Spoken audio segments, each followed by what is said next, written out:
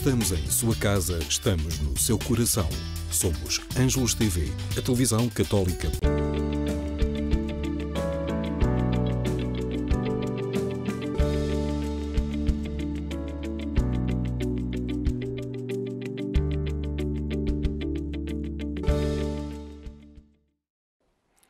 Olá, queridos amigos, bem-vindos a mais um programa Livros com Fé aqui na nossa Ângelos TV. E porque estamos na Páscoa, votos de uma Santa Páscoa, Cristo ressuscitou, aleluia, aleluia.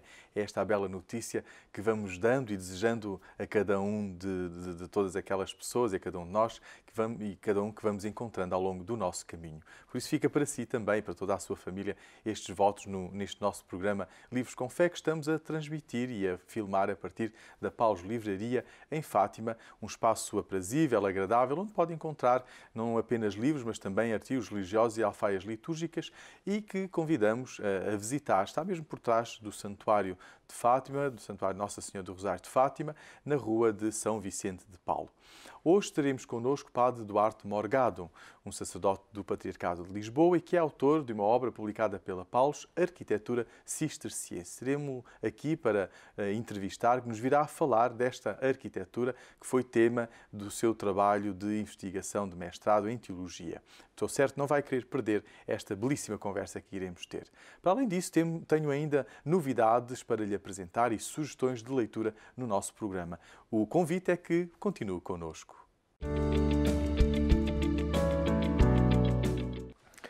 O Padre Duarte Nuno Morgado é o meu convidado neste programa e vem-nos falar da sua obra, publicada pela Paulus Editora, Arquitetura Cisterciense, Espiritualidade, Estética, Teologia.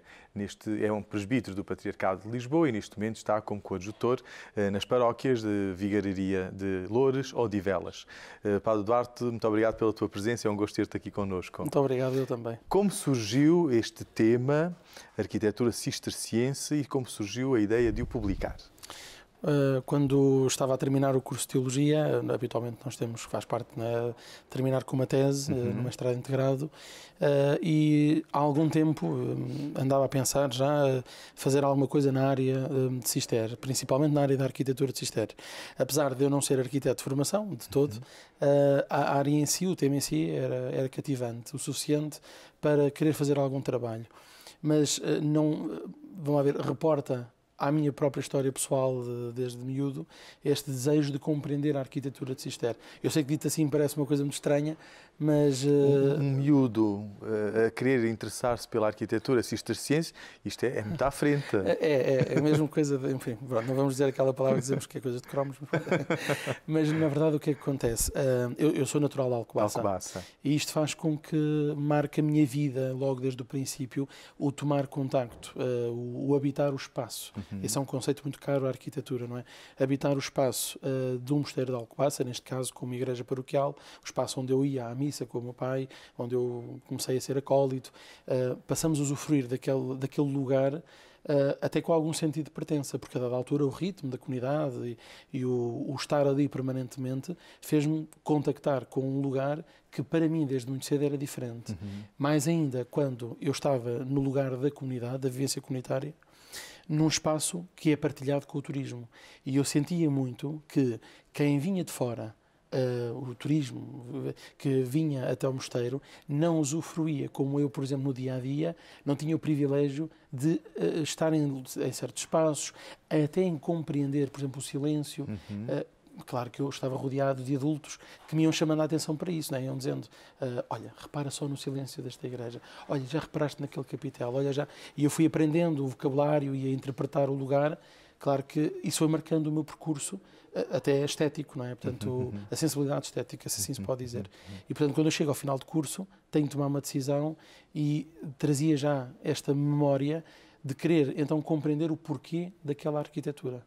E, no fundo, é a partir daqui, não é? E a arquitetura de Cister não é simplesmente linhas arquitetónicas novas, mas traz consigo toda uma espiritualidade e uma teologia, uma reflexão própria, não é? Sim. Que novidades nos traz a arquitetura cisterciense? Exatamente isso. era preciso compreender isso. Não é só uma questão técnica, e nós, quando falamos da arquitetura Cister, estamos a falar de um período da Idade Média florescente, um período em que a técnica, a tecnologia nas estruturas, não só apenas no âmbito eclesiástico, mas também civil, nós vemos uma grande erudição, não é? Os palácios, a arquitetura, digamos, palaciana, até mesmo civil, mesmo na organização da cidade, não é?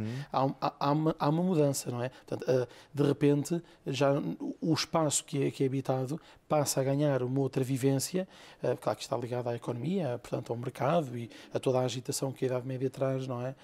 E estamos aqui a falar de um período do século X, século XI, século XII, em que de facto nós vemos uma forma a surgir que nos aponta um caminho diferente tecnicamente. E é curioso que nesse mesmo período Cister fecha uma tipologia, digamos assim, não é, a expressão se calhar é um pouco forte, porque Cister não vai fechar efetivamente em termos canónicos uma forma, mas também não vai atrás daquilo que é o ritmo da cidade, o ritmo da catedral, por exemplo, porque a catedral é um espaço de uma erudição artística muito diferente e muito específico, não é? Uma diversidade imensa.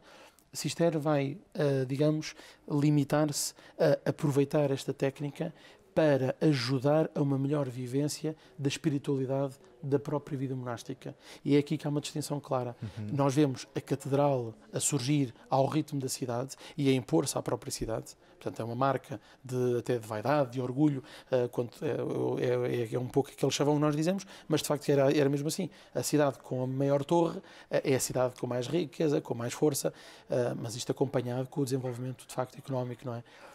Cister não. Cister estamos a falar de uma ordem que procurou refundar, ou olhar, refontalizar-se, vamos dizer assim. Olhou para aquilo que ela era na sua essência, que era beneditina, num período em que o beneditismo já está a acompanhar, a ir atrás um pouco na expressão artística daquilo que é catedral e a afastar-se assim à pureza e à simplicidade que Bento de Núrcia tinha incutido na sua regra. E, portanto, quando vemos a Ordem de Cister a surgir, São Roberto de Molesme vai querer voltar à origem do pai Bento, não é? Ou seja, tanto tempo depois, tantos séculos depois, é preciso não perder o sentido original.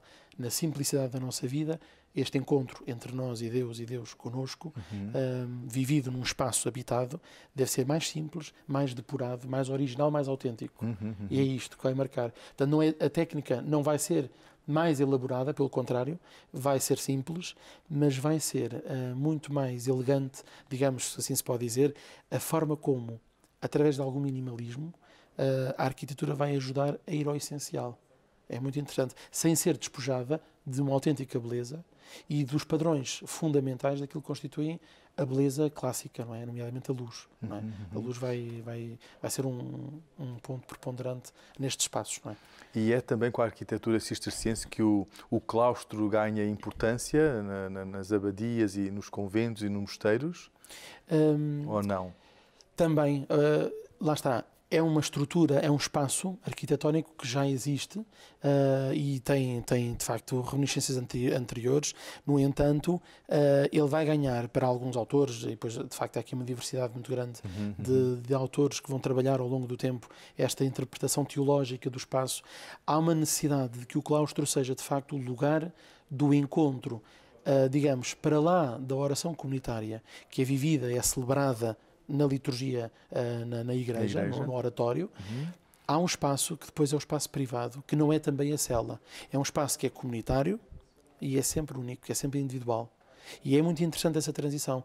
Os monges em silêncio, no ritmo da oração que lhes era permitido, portanto, falamos de comunidades que não se dedicavam só unicamente à oração, portanto, há aqui um trabalho também de estudo, de investigação, há um trabalho de elaboração até na área da espiritualidade, o trabalhar, por exemplo, do ponto de vista documental, não é aquilo que é espiritualidade, traduzi-la para o papel, e há de facto ainda aqueles irmãos que dentro destes mosteiros se dedicavam à agricultura e ao trabalho mais prático e técnico. No entanto, no momento do silêncio, no momento que é dado à oração pessoal, o claustro consegue ser o lugar de unidade entre nós, Deus, mesmo não fechando a dimensão comunitária, porque acabamos por nos encontrar uns com os outros, mas não necessitamos de falar uns com os outros, porque aquele momento é o meu momento de estar a sós com Deus, de facto. Belíssimo.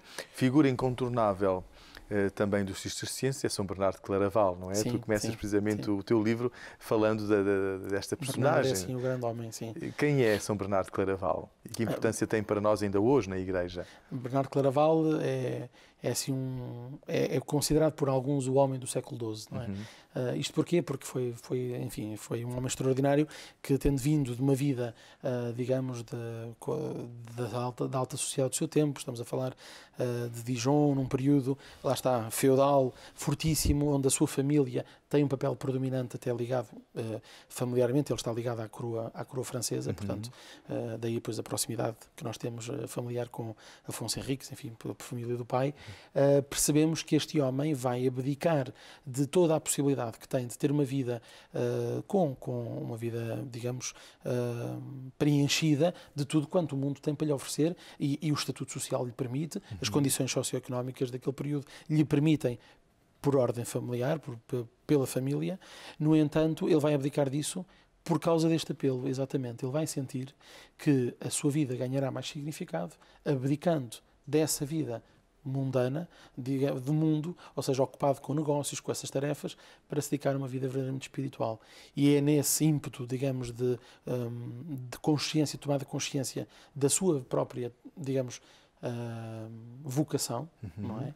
Que ele vai até arrastar uma série de familiares, cerca de, creio que 21, se não estou enganado, entre primos, tios, portanto, ele traz uma série de gente da família, depois para a comunidade, e ali, em Cister, ele vai começar a fazer esse caminho, e de facto, de tal maneira se demarcou na forma e na exigência, principalmente isto. É um homem que vai ser muito duro, porque é exigente com ele e com aqueles que estão com ele. Tanto que, a dada altura, ele, quando vai para Claraval, para fundar a Abadia de Claraval, que se tornará o grande ícone, digamos, da Ordem de Cister, ele ainda assim vai ser exigente, mais quase que Roberto Melesme tinha sido em Cister, chamado Novo Mosteiro, que era, de facto, essa reforma daquilo que era a vida beneditina, não é? Porque a vida beneditina continua com as suas comunidades, nomeadamente Cluny, que é a grande ordem que vai continuar. Paralelamente, nesta reforma, Cister. E dentro de Cister, Bernardo vai ser, de facto, o homem que vai lhe dar uma... Tanto que, em relação à arquitetura, ele não fecha uma forma de fazer a arquitetura, mas vai mostrar o que ela não deve ser. E é um pouco por aí. E é curioso, quando comecei a trabalhar a ler e à procura um pouco, então, mas o que é que Bernardo de Claraval diz sobre a arquitetura em Cister? Começa por dizer o que não é. Ele diz exatamente o que não é. É por aquilo que não deve ser que nós percebemos então o que é que... Porque, entretanto, se não é isto, então o que é construído é de facto aquilo que ele pretendia. Pronto, e de facto até à sua morte, Bernardo vai ser muito, muito claro na forma como quer viver esta autenticidade. Penso que a palavra autenticidade será... uma boa expressão para compreender o que é que ele quer. Não perder-se naquilo que é um devaneio, não perder-se naquilo que não é...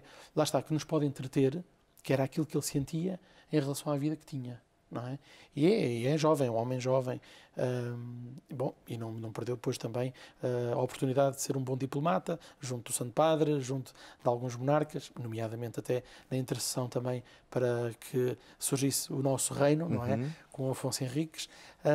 Mas é interessante, de facto, é um homem extraordinário. É. E que traços da espiritualidade de Bernardo Claraval e dos cistercienses chegam até nós hoje? Há uma diversidade grande, principalmente porque no nosso tempo há um apelo sempre a irmos a esta fonte, sempre. Nós precisamos sempre de sentir que há qualquer coisa de princípio, de origem, um pouco como ele também sentiu, não é? É preciso voltar ao princípio. E nós, às vezes, no meio do barulho todo, precisamos de voltar ao princípio. Eu penso que aquilo que marca mais o tempo de hoje em relação a Bernardo de Claraval, e não só a Bernardo de Claraval, porque ele integra este movimento da Ordem, é esta necessidade de voltar ao silêncio. E além desse silêncio, de facto, a necessidade de, no meu dia-a-dia, eu compreender, de facto, quem é que é Deus para mim. Tomar consciência disto. Quem é que é mesmo Deus para mim? Só quando eu tiver esta resposta é que eu me consigo relacionar. Quando eu conheço o outro, quando eu sei quem ele é, então eu começo-me a relacionar, não é? E este outro, que é Deus, vai-nos provocando, não é? E digamos que há um enamoramento. Bernardo é grande o suficiente para nos dedicarmos agora horas e horas e horas e horas a aprofundar, não é? Ele tem imensos escritos, imensas cartas, onde nós encontramos esse apelo. O apelo, por exemplo, um dos temas mais claros nele é o desejo, não é? O tema do desejo. Quer dizer, é muito interessante, não é? Continuamos a falar do apelo de Deus, não é? Sempre a provocar-nos, sempre a convidar-nos. Há aqui queremos voltar. E este voltar à origem não é só em termos históricos, é voltar a uma origem que é espiritual. É voltar ao ponto de partida. Voltar ao Pai. Voltar a Deus, não é? Depois, além da oração, do silêncio. Eu penso que era um homem também muito sensível àquilo que era a paixão de Cristo. A dimensão do mistério.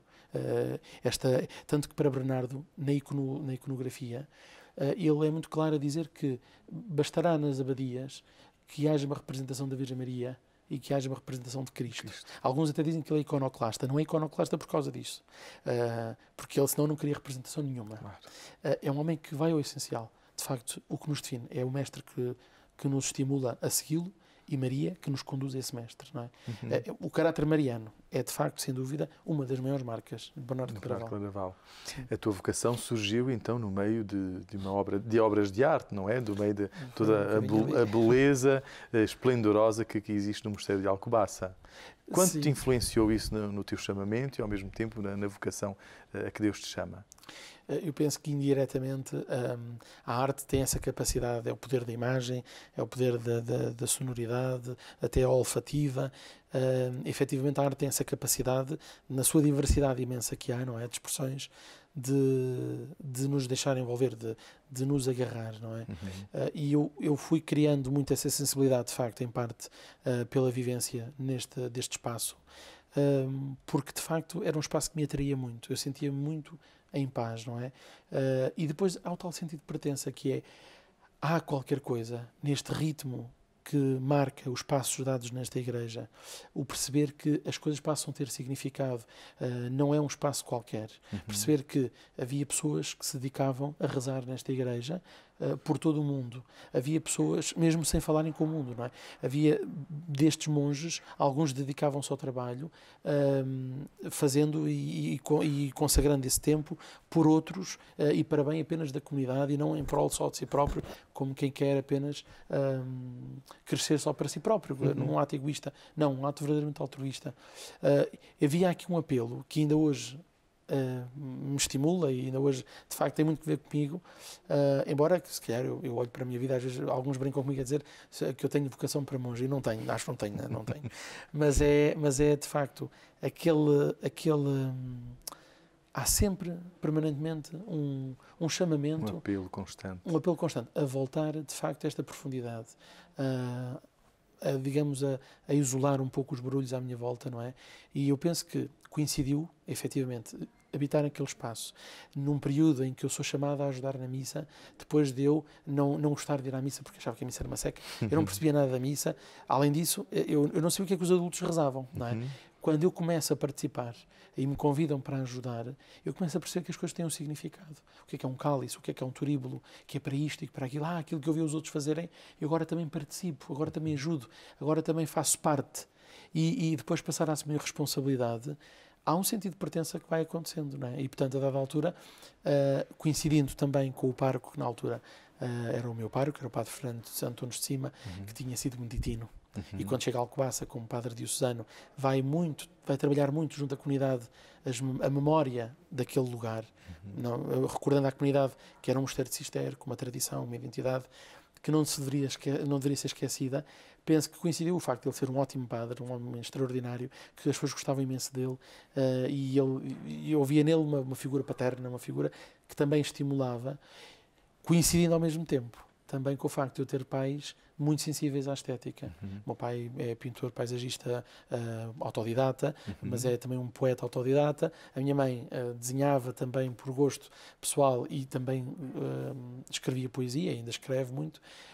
E talvez nascer numa casa sensível, capaz de compreender o lugar da estética na sua vida, habitar num lugar destes, com estes testemunhos à minha volta e este privilégio, contribuiu para que em mim gerasse esta consciência, de facto, também eu posso dar o meu contributo de alguma maneira. Claro. E pronto, à medida do tempo, enfim, claro, desenhou-se desta forma. A arte faz mesmo parte da tua vida e não há dúvida, a arte é de facto um caminho de fé extraordinário.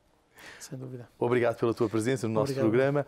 A si, querido telespectador, convido a continuar ainda com o nosso programa. Temos mais novidades para lhe apresentar, mas recomendamos vivamente este livro, Arquitetura Cisterciense, do Padre Duarte Morgado. Até já.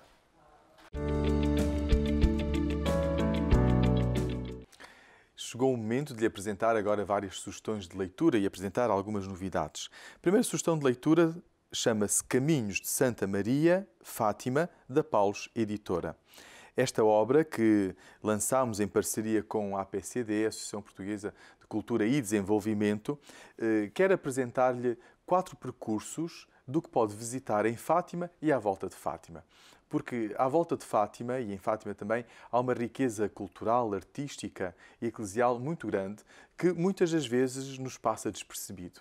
Então, através de 4 percursos, um para um dia, 2 para 3 dias e outro para 5 dias, indica-nos não só outras localidades que podemos visitar à volta de Fátima, mas inclusive dentro dessas mesmas localidades o que há de mais importante ou mais interessante, e relata algo, um pouco da história desses mesmos monumentos ou daquilo que somos convidados a visitar dentro dos monumentos, quer seja igrejas, quer seja museus, quer seja pelourinhos, praças públicas ou até mesmo alguma rua. Por exemplo, falo de Santarém, falo de Tomar, falo de Alcobaça, falo de Nazaré, falo de Ourém e tantas outras localidades que se calhar não conhece, mas que muitas das vezes, estando próximo de Fátima e tendo tempo para estar em Fátima mais do que um dia, poderá querer visitar e, sobretudo, saber a história e a razão pela qual é um monumento, é uma peça de arte importante. Então aqui fica a sugestão.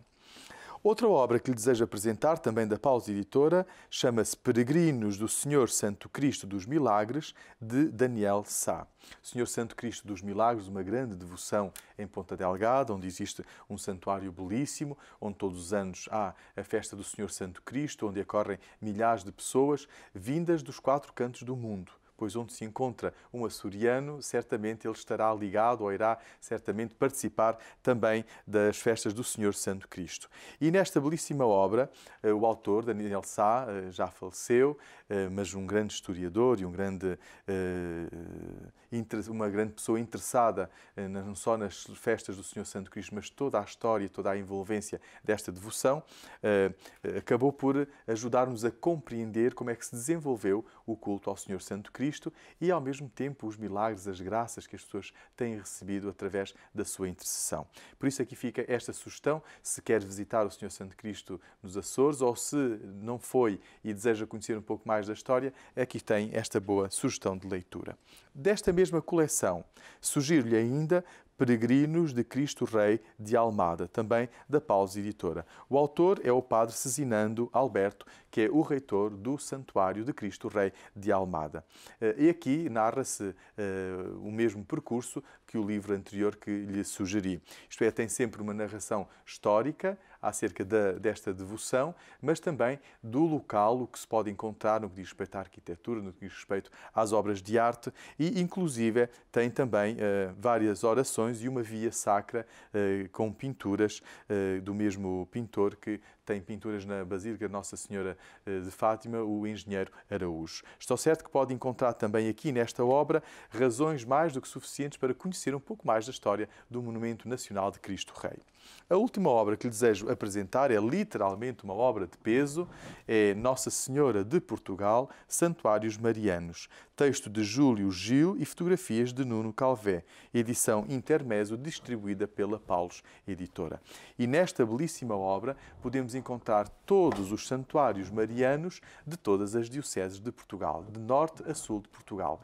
Um texto muito belo, muito bem escrito, com uma profundidade histórica muito grande e igualmente com fotografias muito apelativas que nos ajudam não só a gostar de folhear esta obra, mas desperta um desejo muito grande de as poder visitar. Por isso, quer conhecer um pouco mais sobre os santuários marianos em Portugal, tem aqui uma obra fundamental.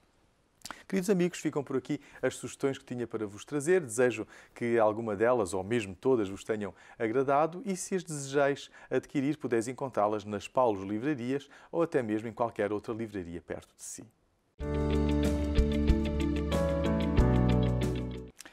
Queridos amigos, Livros com Fé fica por aqui. Esta semana trouxemos até si o que de melhor o mundo editorial católico publica, especialmente a Paulus Editora, na esperança de que tenha encontrado alguma sugestão boa de leitura. E desejo-lhe uma boa semana, desejo-lhe a continuação de uma Páscoa feliz e fecunda na nossa vida. E até lá, até ao próximo programa, que estou certo não vai querer perder, pois temos mais novidades para lhe apresentar. Até lá, desejo que possa visitar uma das nossas livrarias, aqui em Fátima, em Lisboa, em Ponta Delgada, no Fundão, em Benguela, em Angola, se por esses lados está neste momento e está a ver-nos, ou ainda e sempre, a qualquer hora e a qualquer momento, no portal da Paulus Editora, a livraria virtual. paulus.pt é o nosso endereço eletrónico. Se quiser escrever-nos, pois faça-o através do e-mail livroscomfé@paulus.pt. Uma boa semana e boas leituras, porque um bom livro é sempre uma boa companhia.